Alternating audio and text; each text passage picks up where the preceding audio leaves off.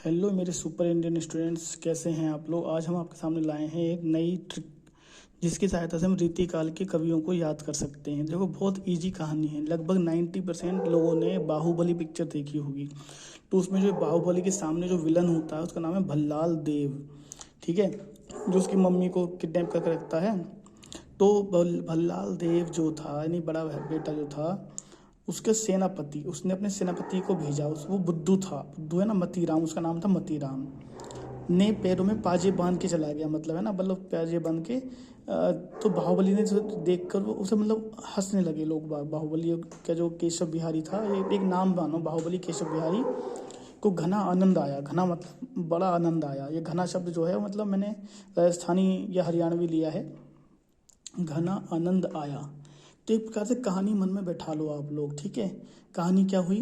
भल्लाल देव के सेनापति बुद्धू, ये बुद्धू लिखा है मैंने, बुद्धू मतीराम के पैरों में पाजेब को देखकर बाहुबली केशव बिहारी को घना आनंद आया।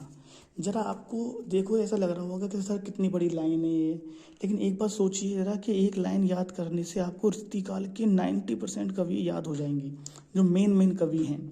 कि ये पेपर में क्वेश्चन ऑब्जेक्टिव में आएगा कि ये सेनापति एक कवि का नाम है, किस काल के कवि थे। तो कवि है ना, तो आपको याद करना है। तो एक लाइन हम पढ़ते हैं, जरा मैं इसे थोड़ा सा छुपा लेता हूँ, है ना।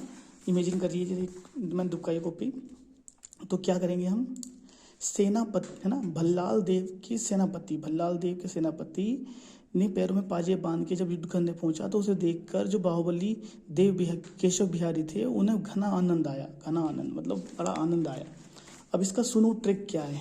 देखो, ये हमने सामने रखा है, इस लाइन को दोबारा लिखा है मैंने। ठीक है, अब आपको इस वाले को देखना है। देखो, ये रहा, भल्लाल देव के सेनापति बुद्धू मतीराम के पैरों में पाजेब को देखकर, आभूषण नहीं जानते, गहने को देखकर बाहुबली केशव बिहारी को घना आनंद आया।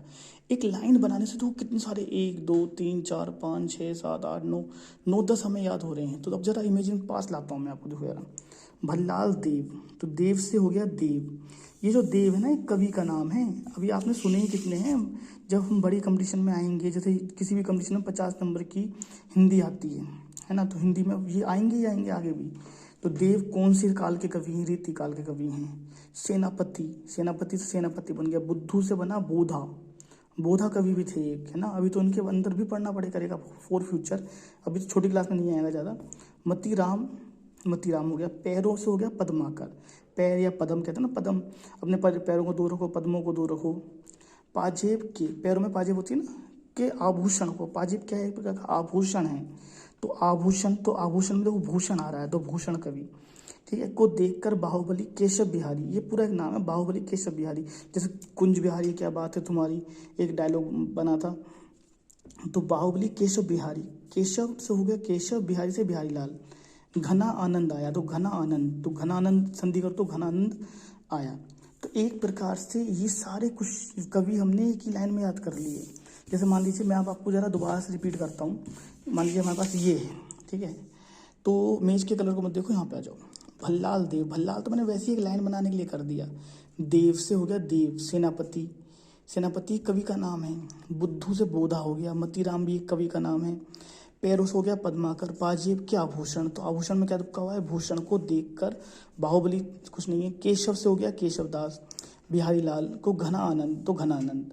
तो ये सारे कवि किसके हुए, रीतिकाल के हुए। बस आपको 5 मिनट निकालना है, एक ट्रिक को मन में गुनगुनाना है। जब आप घूम घूम के एक बार जब पढ़ते पढ़ते थक जाएं, तो एक बार चक्कर लगा लीजिए।